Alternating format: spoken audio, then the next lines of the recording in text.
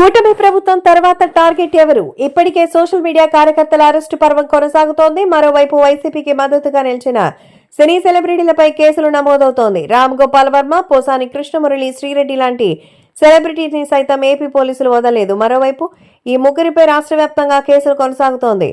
రాష్ట్ర వ్యాప్తంగా వేలాది కేసులు కొనసాగుతూ ఉండగా ముఖ్యంగా మరి అదే స్థాయిలో అరెస్టులు కూడా జరుగుతుంది. ఇటువంటి పరిస్థితుల్లో కూటమి ప్రభుత్వం నెక్స్ట్ టార్గెట్ ఎవరు అన్న టాక్ వినిపిస్తోంది. అయితే అందరి వేళ్లు కడప జిల్లా వైపే చూస్తోంది.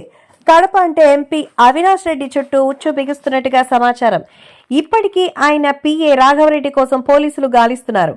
ఆయన ఇచ్చిన కంటెంట్ తోనే వైఎస్ విజయమ్మ, షర్మిల, సునీతలపై సోషల్ మీడియాలో పోస్టులు పెట్టినట్టుగా వర్రా రవీందర్ రెడ్డి పోలీసు విచారణలో తేల్చి చెప్పారు.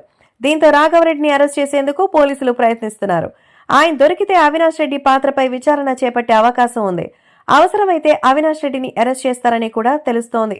మరోవైపు వివేకానంద రెడ్డి కుమార్తె సునీత పట్టు బిగిస్తున్నారు. తన తండ్రిని అవినాష్ రెడ్డి చంపించారని ఇప్పటికే ఆరోపణలు చేశారు. కూటమి అధికారంలోకి వచ్చిన తర్వాత ఆమె వరుసగా పోలీసు అధికారులను కలుస్తున్నారు. తొలుత రాష్ట్ర హోంశాఖ మంత్రి వంగలపూడి అనితను కలిశారు.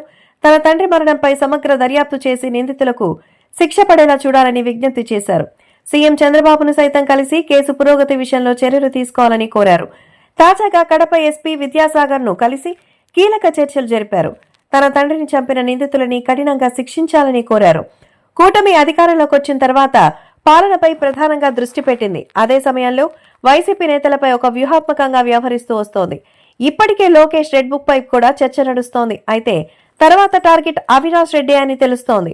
ఒకవైపు సోషల్ మీడియా కేసు, మరోవైపు వివేకానంద రెడ్డి హత్య కేసు తెరపైకి తెచ్చి అవినాష్ రెడ్డిని అరెస్ట్ చేస్తారని ప్రచారం సాగుతోంది.